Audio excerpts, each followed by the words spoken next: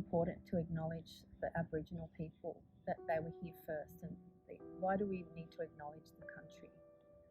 Because their world. And that's your background, isn't it? Yes. What's your favourite part of being Aboriginal? You get to dance like no one is around you, like you are wild and free. And it made me feel me. It made me feel free. Like no one owned me. Yeah, I love that. You are a bit like that, you know. I'm really wild.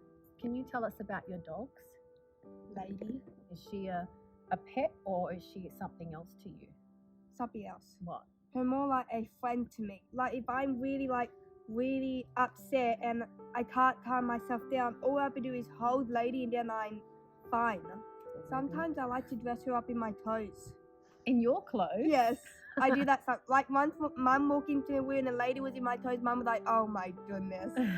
I feel like her can understand me and I can understand her. Yeah. I'm more like a dog whisperer. I used to have a cat named Puss Puss. Until one day when I walked outside, all I saw was his dead body laying right next to my sister's car. And I was crying. I was sitting on the path like crying. And then I drew a picture of me and him and Lady and then I put it on him. You're going to the vet to do some work experience. Only if I'm working with little dogs. I don't really like big dogs. They scared me. Really? What happened to Lady a long time ago? Yeah. I took Lady outside our Elise and this big dog, Lady went up to the people to say hello and the big dog grabbed her by her neck, but I didn't know what to do. I was just sitting there freeze. So do you have autism? Yeah, I do. Yeah. I don't like people touching me. Yeah. That's part of my disability. Yeah. And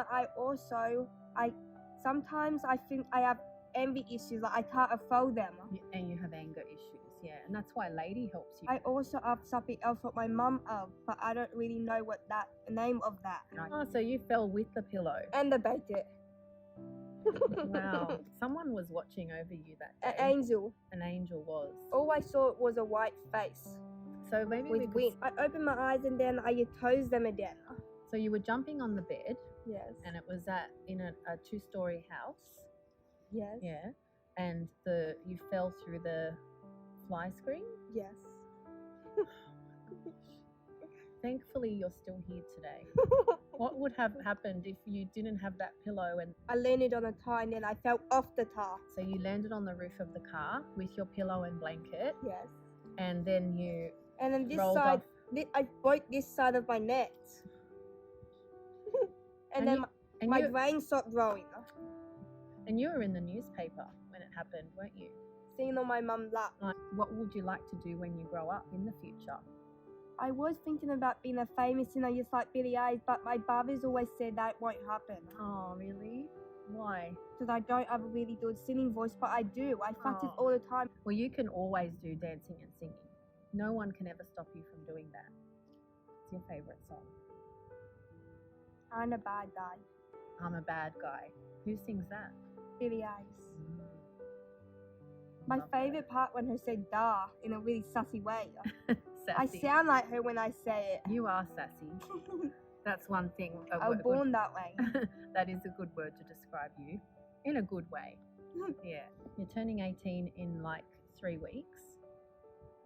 And you've had such an amazing life already. You've achieved so much. You know, you have a few disabilities. And you're amazing. Do you think you're amazing?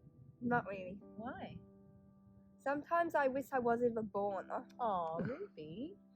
I'm so thankful you were born. Mum would be thankful that you were born. Barma would be thankful.